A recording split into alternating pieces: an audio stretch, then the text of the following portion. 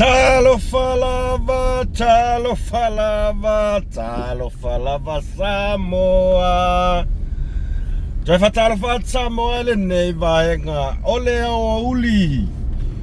Ua te ale afole tu la se fulu male lua ile o uli ole so lua I Malaysia nei. Kusa ole o koe fai mea sa fai ya so ai o ko primary school la. Kusa e alu lea o nganga kaan malolonga alu lea kol fale aia. Ua mae au foi ia le famalostino ia po le fasininga malosi le nei foi. Vaenga le uli ua tale lunch break. Nga o nga afa sukasi se lo mal mea melau. Ai sau fali ia wai le mamao a pe ama se 5 minute le mamao mai le aonga I fali. Nga o mao sa mai fale pa malansia le lau koe alu le aonga. Ia toe fatalofa tuai le tau pa ia molo tau malu Samoa le atunu pele. Ua langona lava le whanonoa I le nei vaenga o le uli. Ina ua maua mai foi ia nai tala mai I nisi foi o lau muso oi. Lau muso oi po? Lai la ke ia wa lau muso oi. Mai Samoa. Ia ua whamalolo si au friend.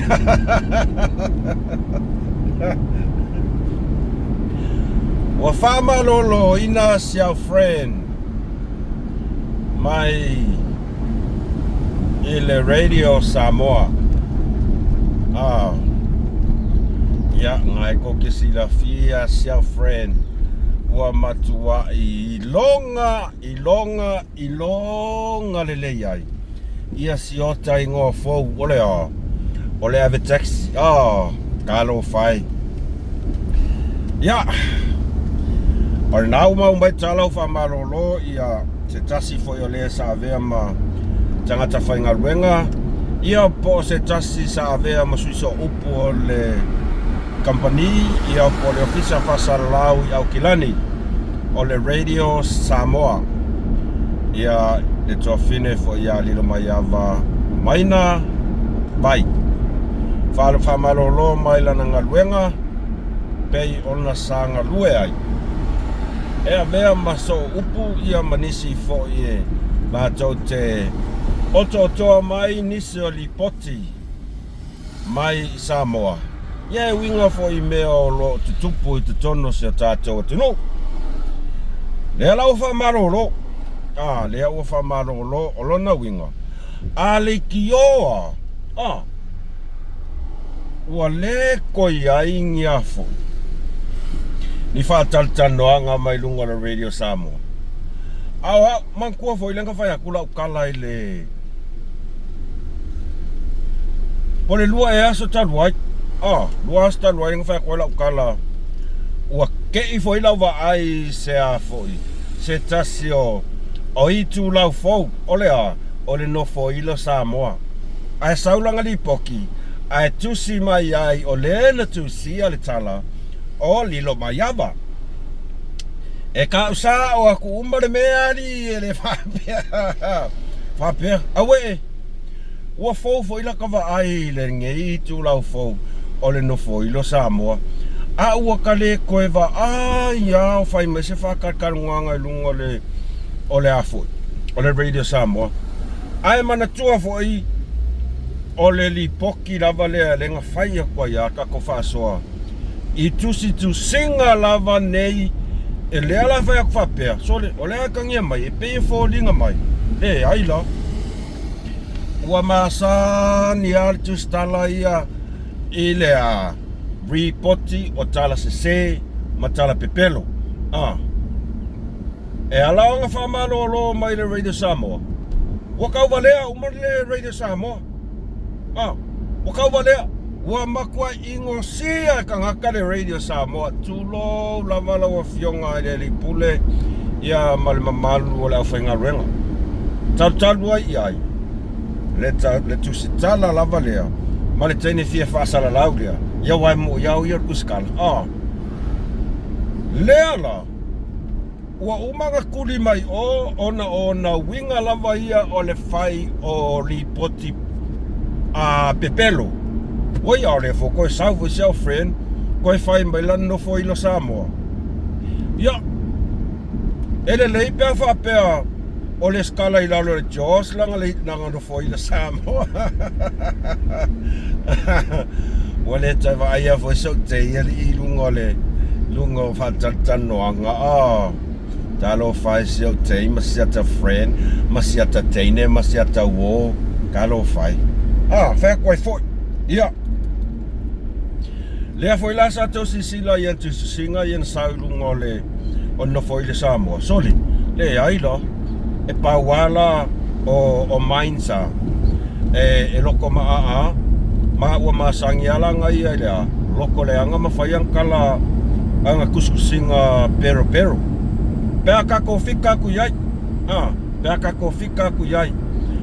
O nisi ia, o le tasi nei o vaenga, sa matua i tu umaua laloina i lava le Radio Samoa.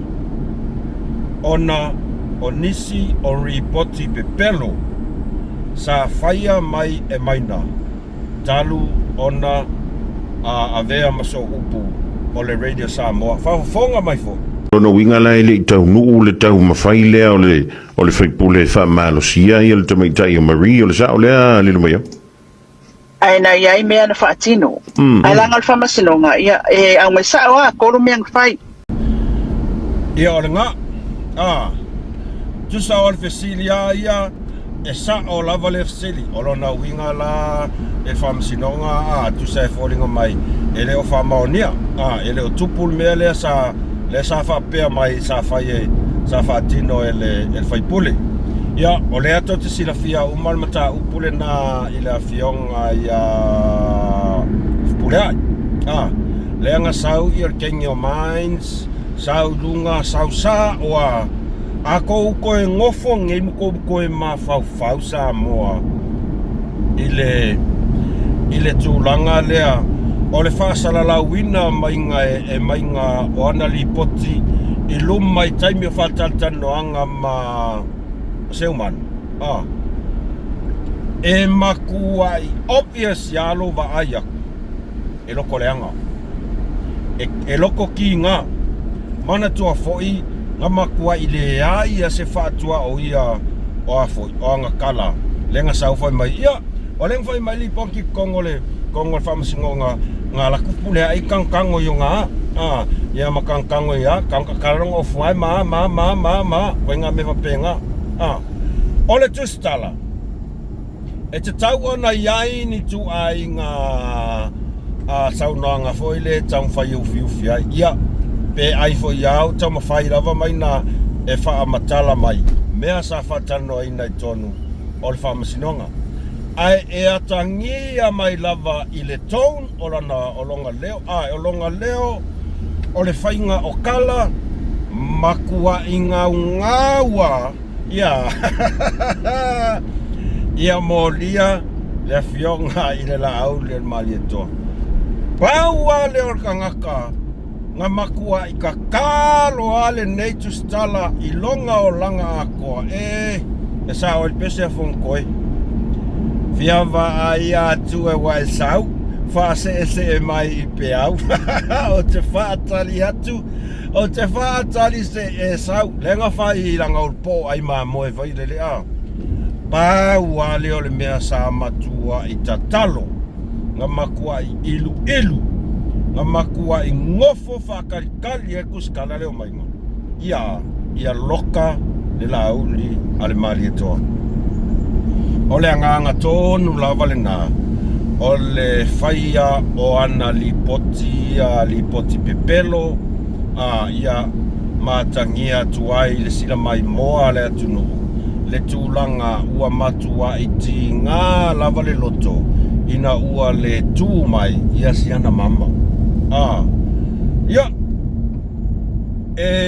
afa pea to te vesili mai po ua tala fea ngai masao ia le tūlanga i le whai unga le Radio Samoa o le astau whina ngalo ia ia ua ia ua matua ai ono mea lava matatau le anga fo i Samoa maula tunu e le whakas e le whaalua ua whai ma mea sua malie ale nei mawhine le sau i lunga e whaao ngā mai ia le ala leo le Radio Samoa e la lau mai ai lona loto tinga ma la lau mai ai lona tau whaaleanga ma makua i suaki mai ai fafo mea lae i to tonu o longa loko ai whao ngā i le Radio Samoa la la ua maanga i alanga mea lau whai kere i lopo le alanga no fo i lo Samoa lo whai la la ua maanga i a whapea ngā o ngā i ai o ngā ia e puleanga ia ilanga ia mea nga si ngā mea kere lopera ngā mea ai o le tangata sa whainga luenga i lalo o se company e iai tutuunga e iai inga i tūlanga tau ia nai tau sira fia lava ia mo meo codes and ethics o se tangata whasara lau ia po se tangata foi ia e tatau ona taita ia mamulmutai e so o se tangata whainga luenga iso o se ala leo whasara lau lava ai maise ia newspaper ole a whaailoa talamoni ma le wha maoni ia aua ne iai se tū o le wha i tū au ia te au lava la ia ua ono mea matatau le whaiunga ona nai to te moli mau ma lava Samoa i le tūlanga sa tūlai mai i le pa maua lalo o le reputation o le au nanga le Radio Samoa sa pau lava nai ia te vangana i lava ia le fionga ia le atau savea ia o le au nanga ale tamali ia titia ia manisa i la tau ai o le upumonia ia le mea na vaai e toenta to mo mauinga makua i pasasa pakaku lalo ia le reputation a le Radio Samoa o lona winga ia te au lava ia ua tatau mo na mea ai ia te au lava ia sa e tatau ona iai sea o onga taua ia maina i lona o langa fo i lea whaaritustala ma le so le al mele vai kuai so le ai la wa masangi ala mainga ele ai sa o alang kala lenga fai iona matua malona ainga o se on tolua ele ke ai wa mon ku ala lo mai ele ke ai sa o ala wa masangi ala mainga a fai ala e ola e ka e fa ma a le loko e fa ma a ia o ai ngai lo pele o le tali e lea po le o pele o le tau i lea o le tangata wha maurunga pele o le tau i lea o le tangata wha maurunga le tangata e le iai se nganga o se wha alo le iloa le wafe aloa i matangata ia ma le tau i o le tangata ia wa o le asa le ngā ngofon whao ngā i le kupe o afu o le kungu le ngā waku le ngā waku e sosoangi ai i aifu ia sem ai ngofon whao ngā o le kupe le skamai kupe ka se la po a fefeke o le kupe se furu a fe kala ele o le tau i lea o le tangata whao maurunga ele o le tau i lea pele o lea ua tau nuu ai lo le upulo a le upule whapea mai e tuai ai whai mai o le astau whina ngalo i Samoa e tuai ai whai mai sa iai lava nau ta inga pe sa iai le whamomoenga mai ngā ae e le kai ang whamaloloa ue le Radio Samoa le anga le ia ue le kele la ko viewers o au le sapala ia kuar kala ingei whawhetai le Radio Samoa tali tonu mai lau tala le la whai ole a mata ona toea ngai atu le lango a tangata Samoa. O I la whatu a tartonu ai loa le au kau wha le anga ia e. Au vaenga ia rako whaleanga uma. Ia ole ato iai foi tūlanga le o le interest o tangata e whalolongo I Pokalame o le Radio Samoa. E peo na masani ai awa o au le sikangaka o ka Sofia Fia o ke whalongolongo I Pokalame o le Radio Samoa. Ai ka luango ai a kui fōlingo self friend. Sele makua I mystery ya misty ale mea so ni. Avea maonga. O leo pumonia ia avea maonga. Ai ka kongu mai o kua inga kangaka ia. Ua makua I no wa solar ko fa o le aistulanga o se fa alo. Ua fa loko ma mainga ia fa fea nei la. Siana whanau. Kei loa la ukala sa oa. O la skau fikari samo. E lau mele lau suggestion le fifa yak. Ma ngai ala lo osolo I o Samoa observer. Fe. Ai se fia Samoa observer pea. Kua ngaka kong ai e mga omia I ka kong spep ka kompangi. Kangaka ia le leila ko kau whaleanga. Kangaka ia le leila ko lokoreanga. Kangaka ia whauru malo le kesesi. E pei ar ka ko kengi foi leo ai foi le Marietta. Fea kua foi. O le observer. E fe kau I le leia ia o eri minds. Alu e ko ke ivia ia ma le observer. Ma whaia ia kou inga le ma whauwhaunga. Ma le kou loko ki ngā. O le kou loko pero. O le kau whaleanga ma le loto reana. E whikau I le ia o I la observer li minds. Manga ia pe alu ke ia whai o ngai la whai lau no foilo Samoa. Ke rola o karasawa. E sa o I lor kala natu. E kukusa le ia la lau no foilo Samoa. Ma le observer. Le me whao ngā iai pepa. O na wailoa ma le me whao ngā I pepa Samoa observer. O le koe whao ngā I whakau e whai tau tangata. Ua kurikuri kangakaya. Kau whiere Ia ole mai maufua kupe o le ke le lau kamu ma lau papaka e kau whiere le Ia wa e alu e mai ngila observer e afoi. Whakau ma le observer e kau whiere O ngai fo ke alu whakau mai. Mai maufua ngā kupe whakau mai ngā observer ia. Ngai kele le lau ulu, kele lau whai ma lau kamu. Kau angi newspaper whianga le pae sonor kaulanga. Ia ngā wao mai le whao ngā I kua I whare le I kua. Minds. Ia, o a fo ini tūlanga fo I lea I kele a kakala. Ia, ai ua toi langona fo I lota alofa ia I stua whini. Ona, ia e mana tua fo I lang kangi fo I lang kangi mai fo I mai ua.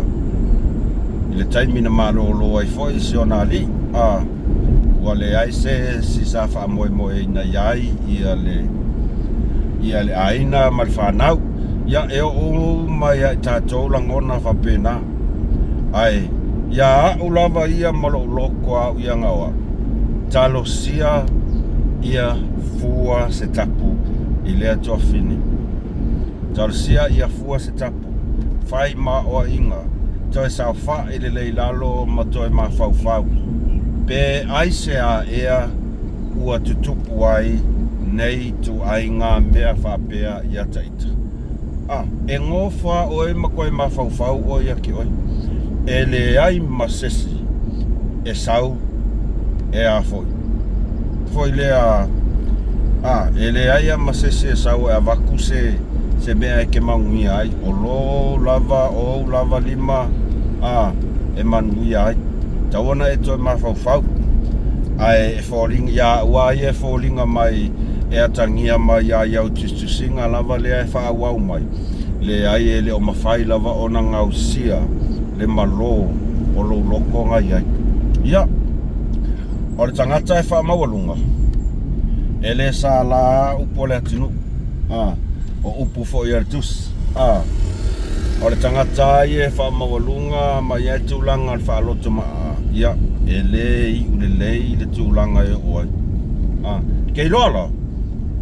So le aia se mea, e uma le lei, o le whai unga whai kausangangi. E uma i fwoi lau kongkalake, ma o malo loa i loa, e whai singa malo longa. So le, o le mele i ai pei e kusama o malau frena, ia, whai unga ta sanga nei, le ase tausi tasi te sema, e wha uma i loa, ia le se folo ma le tasi tau sanga, tau fwoi o nga lua nei konisi, ia, ai tau mawhai nisi o fufuanga, o si au pisi nisi lea e a fwoi. O si au pisi nisi lea le whai nei Malaysia. Ua te lea la fianga si au pisi nisi o na tūlanga lea i ngā luenga. Kelenga i oka fwoi lea oka online. Ia, ai whako a kaungu uama kou whale i le fiaf ka wheloa il po. E ila le mea leo le siaki a kule le kelfong. Koe cancel. Kele o oka koe cancel. Whapea. Au. Ia wa ele whapea mawhai. Onga o sau ngai mai uma mea. Ia wa iai lor ma fau. Ole a makua i focus loa. Ile bisingisi. Ma e fo ile whafuri le ma fau. Vai a kai a mea e posa kai e pule kai mika ke ala e ai a ka ala e a wakare fai le si afi o ai e pule mai ai ole no ta inga lava e tam fai pisinisi vai a wa fo ile tawati na ina a inga ia le ngata nei ia nai a inga i Samoa Lea lawa iai fufanga whapea e o malo tau sanga le nei. Ia, whaira se me ka o se koma. Ia, ai tu atoa loa le malosi focus ai i le whatinoina o pisinis. Ia tūlanga na, tato whasona nei vaenga o le uli, manuia tele tol manga o toi nei a fiafi alofa tele atu mo o tau Samoa, whaasoi fua.